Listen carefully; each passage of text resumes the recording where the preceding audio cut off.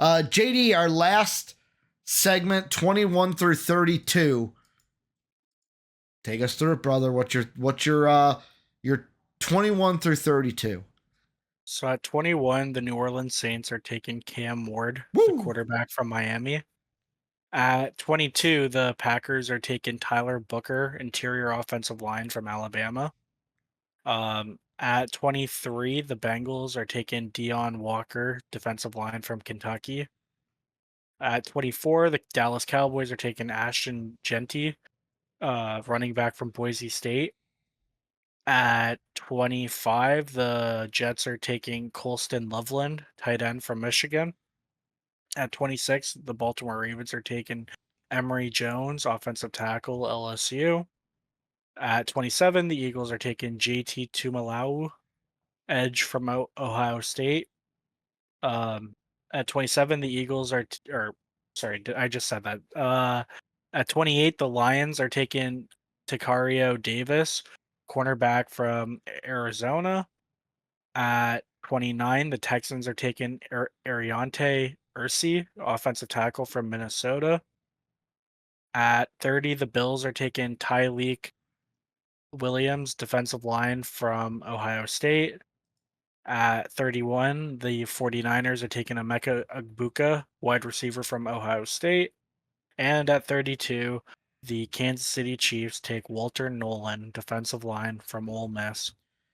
All right, for my 21 through 30, we're going to go with the Saints at 21, taking Emory Jones, offensive tackle, LSU. Then the Packers done with Jonah Savania, interior offensive lineman from Arizona. The Bengals at 23 going with Takario Davis, cornerback from Arizona. Teammates going back to back. Number 24, my Cowboys. We need my Ginties out there because Ashton Ginty getting drafted, running back out of Boise State.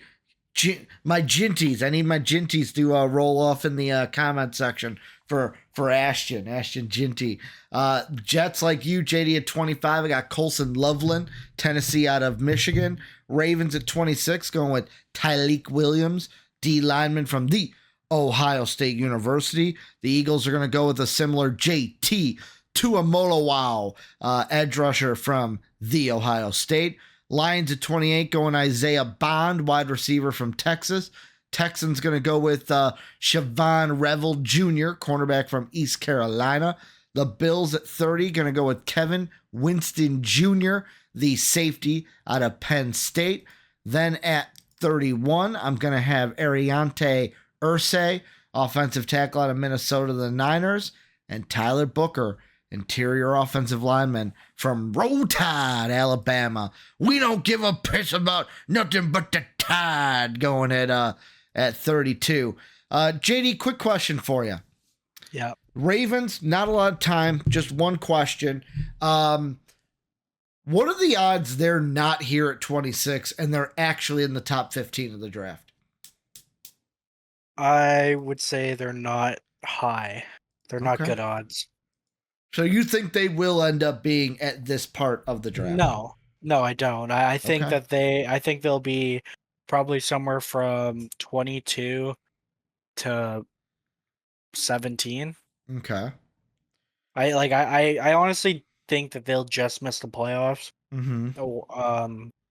But yeah, I mean, they definitely have some concerns. Their defense hasn't looked good, and that's to be expected after losing pieces. And their offensive line has looked pretty bad. And again, they lost pieces on that offensive line. I'm going to tell you this. You know, it's going to be very humorous with the Ravens. And here's something to think about. The next 3 weeks are going to, the question that I asked you, it will be decided in the next 3 weeks. Because this week, they play at Dallas. It's a toss-up game because Dallas looked great week 1, looked like crap week 2. And they're playing in Dallas, and Dallas didn't look good in Dallas. They play Dallas week 3. They then play Buffalo at home Sunday Night Football. And then they have the Bengals week 5 in Cincinnati. And here's the thing, JD. This kind of pans out because with the Bengals, you might be saying, "Oh, Reggie, we might be 0-4 at that point because you're really down yourself." But as Gridiron Heights joked about today in the video I watched, about what week do the Bengals start to pick it up, JD? Week 4. Week 4, week 5? So that's right on par with the Ravens. Dude, if this team loses the next 3, there's no way they're making the playoffs. There's no way they're getting 15 or later. They're going to be a top pick. 0-5. Yeah, they're going to be a top pick. Yeah. I'm just saying, even if they go 1-2 in the next 2 games, they're done. They're done. Done. Yeah. They won't be done. Let's be honest. After that, they play the Commanders, then the Bucks. Then listen to this little schedule: the Browns, the Broncos, the Bengals, the Steelers, the Chargers, and the Eagles. That's 3 wins right there. Steelers, Browns, and Broncos. Ravens aren't done. I just find it interesting that they're so bad to start the year, and by bad I mean they lost. Yeah, like again. I want to reserve judgment because they were a toe from beating the Chiefs, and obviously a likely toe. Yeah, and they played well, like, but again, they showed their issues. Yep. And then they completely crapped the bed against the Raiders, and so that's what made me like, maybe this team isn't as good as I thought. But again, in a different world, they could be 1-1. They could be. Right? Could be 2-0 in a different multiverse. Yeah. So, real question though. We talked about my team. I want to talk about your team, the Bengals. You got D-line. I've got cornerback. Seems we both agree that defense should be the target here for the Bengals. Why D-line over cornerback? Because I've been saying that they've needed D-line for like the last 4 years. Basically, no. My reasoning though is this team, even against the Chiefs this past weekend, the only one doing anything off the defensive line was Trey Hendrickson, and he almost wrecked that game for the Chiefs. He had 2 sacks, 3 penalties, should have been 6 penalties called against the Chiefs. And then, and I think he had like 8 pressures in the game. And yes, he was going against your boy, Kingsley Suamataia. Yep. But again, and he benched him. You don't really see that often in a football game in the NFL level. But no one else on the defensive line really did anything. And I know this doesn't maybe making a factor next year, but the Bengals are currently on their 6th and 7th string defensive tackle because of injuries. So that kind of, they need a pass rusher from that 3-tech spot. Deon Walker has, again, he could be a big riser, quite honestly, because he has all the tools. Well, I had him all the way up at 17. Yeah, no, but I'm talking about even like top 5, because he has all the pass rush tools at the college level. Obviously needs to refine some things. He projects to be a good run defender as well. Yeah, because he holds it, he anchors well on blocks and is able to get the running back once they're busting through his hole. And and I mean, with pass rushing though, he like his hand placement's good. He has good pass rush moves. It's just it's just he needs to put up a little bit more production. JD, I'll be honest, I always have like 1 or 2 picks when we get to the day of recording that I'm like, I should have thought about this one a little bit more. Because like, so in my mind right now, just barely, when we get to I'm gonna check myself before I wreck myself, JD. Well, while you do that, can I just mention you taking corner? So I get wanting, like, I would say Takario Davis could be considered one of the best players available at this point. I'm an idiot. But the only reason why I wouldn't take a corner is because you already have Dax Hill, who just switched from safety to corner. You have Cam Taylor-Britt, who's primed for a massive season, had probably already going to be the interception of the year. And The then you one-handed also have, interception. yeah, and then you also have DJ Turner, who was a second-round pick to not this past draft, but the draft before, and he still has a chance. He still has good upside and could start. Yeah, So I probably should have had Tyleek Williams in that spot, because looking at my big board too, I was like, did I have Davis above Williams? Nope, I got Williams above Davis in my big board. I don't know probably what I was thinking, JD, and this is probably where this mix-up happened.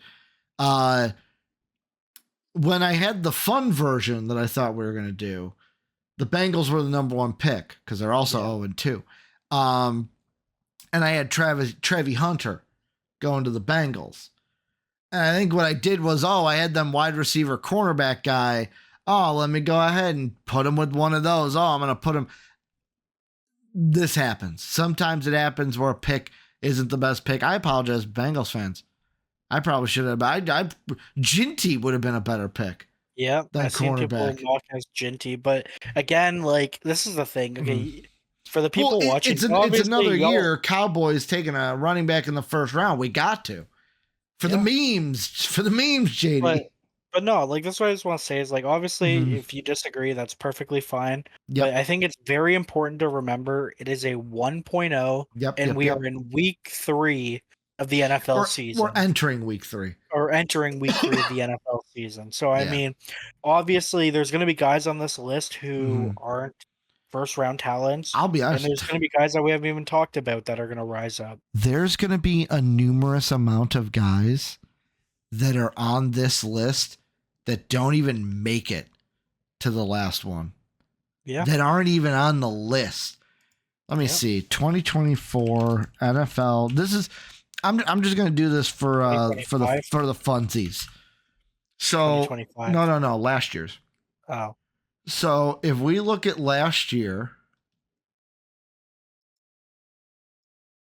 you're right. I named it wrong. So last year's mock draft that I did, because I was doing them by myself last year, towards the end of the draft, some guys that I don't even like, their names didn't even make it to the first round. How about Leonard Taylor III? Cameron Kitchens wasn't a first rounder, was he? Nope. I was super high on him. Graham Burton? Was he a first rounder? The offensive lineman? Was he a first rounder? No, I don't think so. Okay. Bullock, the safety out of USC?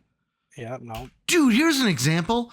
My 1.0, I had Malik Neighbors as the 28th pick in the draft. Oh, dang. By the 5.0, Malik Neighbors was up to... Oh, where is he? Yeah, by my 5.0, he was number 9. Yeah. So, like there's that caveat, too, of, like, Drake May I had at 25. That was also... People chastised me for that. I was not high on Drake May. I still am not. Mawson Smith was at 26th, and he ended up... Didn't he go higher? No, Mason Smith was like a third rounder. No, isn't it Mawson? Because he has the AA? Brother, we had this conversation. I thought already. It was Mawson Smith. No, we had this conversation during the draft. Okay. JC Latham, I had 24, ended up being a top 10 pick. Cooper DeJean at 21. Jerzon Newton at 18. But even like I had Ibuka in my first rounder last year, didn't come out. I had Denzel Burks at 23, didn't come out, or Burke. I had JT Tuimoloau at 10. I had him 10 last year. Yeah. And he's still in the draft. So it's like, just because someone comes out or they're on this list right now doesn't mean this is what it's going to be by the time we get to late April. Exactly. However, JD, last thing I want to end the podcast on, you were the one to do it, man. You were the one to do it.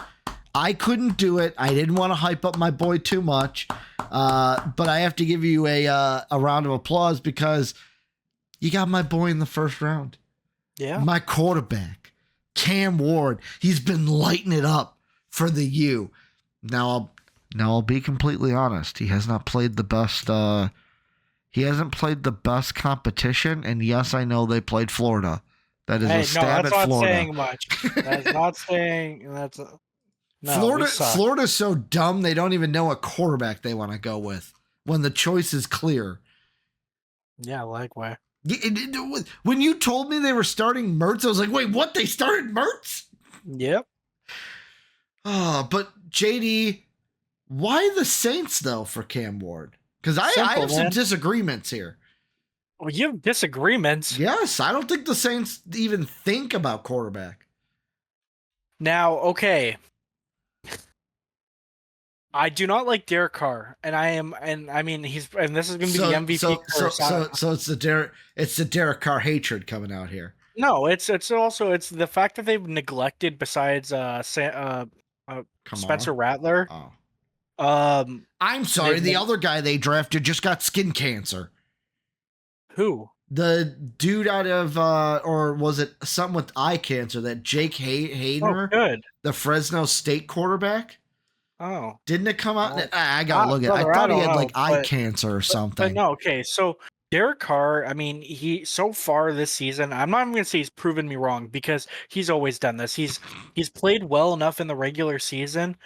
Bro gets to the playoffs, folds. And then the last 2 years, he's just sucked. Mm-hmm. He's just been terrible. So I don't think he's a good quarterback. I think you can easily upgrade. Yeah. And Cam Ward is that guy. They haven't taken a quarterback in the first round. And I've been saying that they should for the last since Drew Brees retired, so like 8 years ago, 7 years ago, whatever it was. And this is their chance. Cam Ward has played very well. He's played better than I thought he would at Miami. And yeah, I have him as the 20th overall pick, but like I mentioned previous podcasts, I could see him moving into that top 3. Yeah. That top 3 pick range. Yeah, and by the way, Hayner was the quarterback from Fresno State they drafted 2 drafts ago. Yeah, he was the one that in the offseason was like, yo guys, I got skin cancer. Jesus. Hope he beats it. Yeah. No, that's brutal.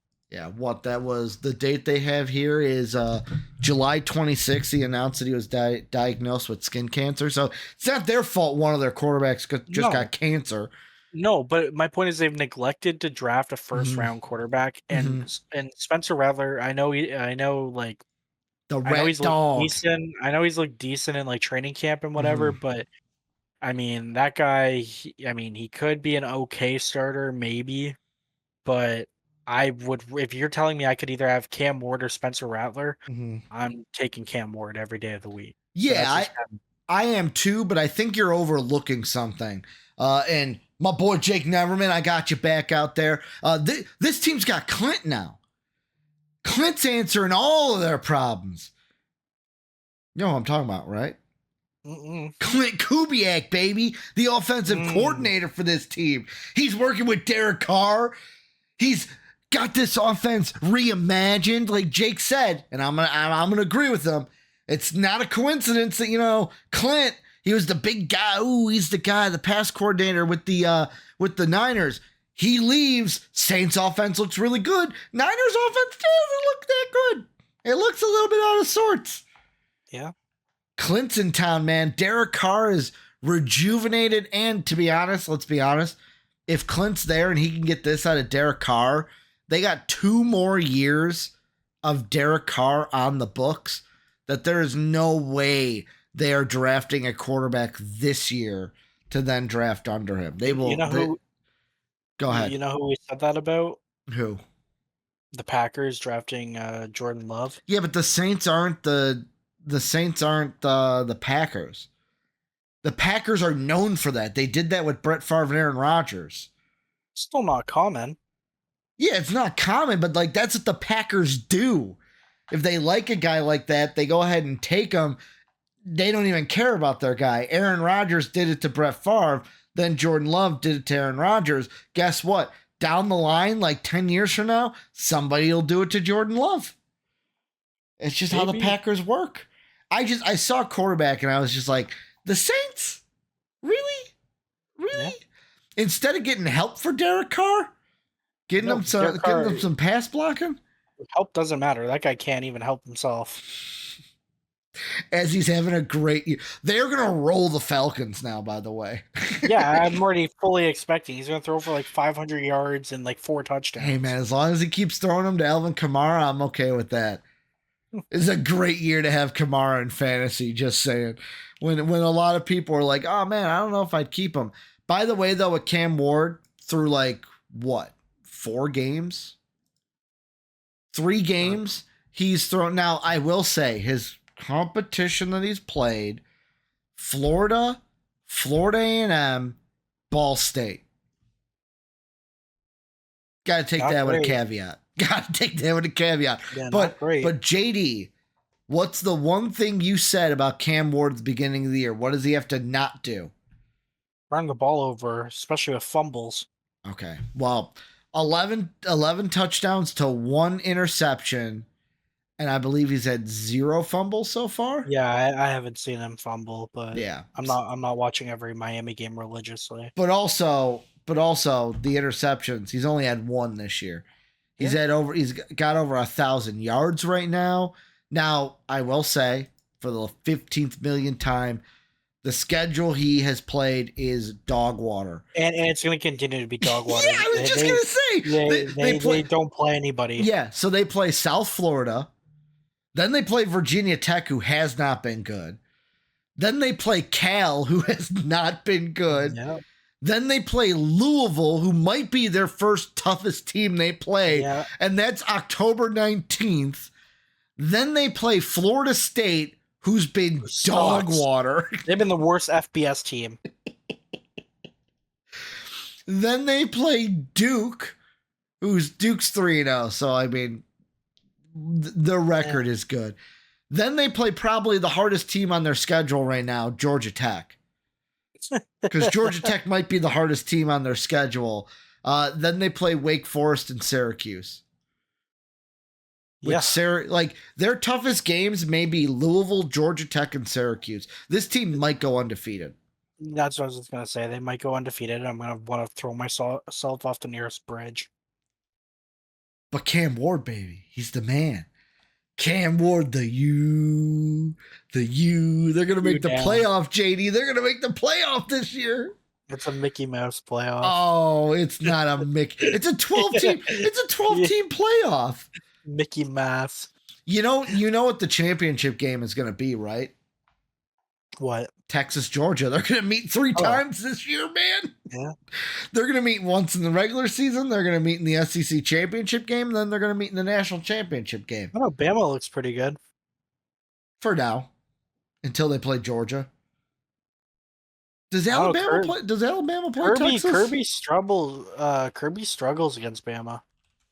Yeah, but Nick Saban's not there no more. He struggles against Nick Saban. There's a difference. Let's see. Do they play Texas or... Oh, their next game is going to be great. Why? Oh, it's Georgia. No. On the 28th. Wait, that's not this weekend, so they're right? off this weekend, and then next weekend they play Georgia. Dang, that is going to be a good game. They play Tennessee on October 19th. They play Mizzou on the 26th. They play Oklahoma on the 23rd. Dude, Alabama got easy. They got Alabama ducking Texas. They got them ducking Texas. Boo, SEC schedule makers. JD, very quickly, any final thoughts on our mock draft? No, it was good to get the first one out. Definitely more difficult than I figured it would be going into it.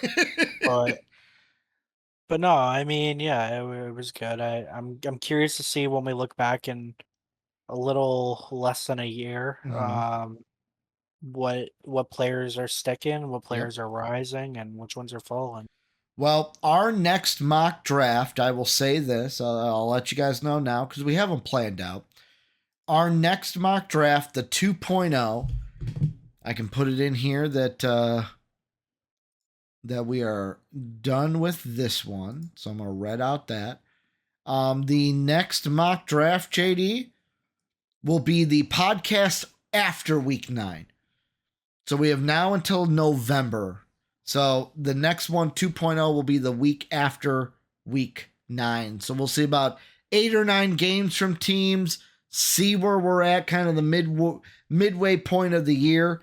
We'll see where we are in November for our next one. But you guys let us know what you guys think down below in that comment section. Also, stay tuned later this week, Friday, for our patrons. You can go ahead, support us. $5. You get to watch the podcast live as we record them. Otherwise, it'll be up on Saturday. Our big board comes out this week as well. JD and I are going to be talking about these prospects more in depth to the prospects, not the NFL team. So check that out this week. Let us know what you guys think. Check us out on Apple Podcasts, Spotify, all of our social medias down below. Like button, sub button, hit all those good things. Comment section, like I said. I want to hear from my Ginties in the comment section. Let's go. My Ashton Ginty fans. I'm putting it on ourselves, JD, that if you're an Ashton Ginty fan, we're all going to group together. We're calling ourselves Ginties. Okay. What up, my Ginty? Are you a Ginty? No. No, you're not a Ginty. No. I need to hear from my Ginties down in the comment section. But JD, thank you for a great podcast. Wouldn't want to do it with anyone else but you. Yeah. I take that back. There's one person that I would choose, but you guys are equal. Yeah, Bull. You know, I don't know if you know who it is. You could guess, but like Mark or Brandon. Mark. Yeah. Because that's the original crew. Yeah, no, I know. That's what I'm saying. But I feel like you wanted more, and that's why I call BS. No. I thought you were going to say like Jake or Dave or something. Like someone here. I would have taken offense to that. I would have taken I know you would have. That's why I'm like, I hope he doesn't think one of those. But let us know what you guys think down below. And as always, have a good day, everybody. See ya. As always, we'd like to thank the people that make these videos possible, our patrons whose names are displayed on the screen now. If you would like to become a patron, go ahead and click the Patreon icon in the bottom right. And if you'd like to check out another video from MVP Sports, hit the video in the upper left. As always, thanks for watching.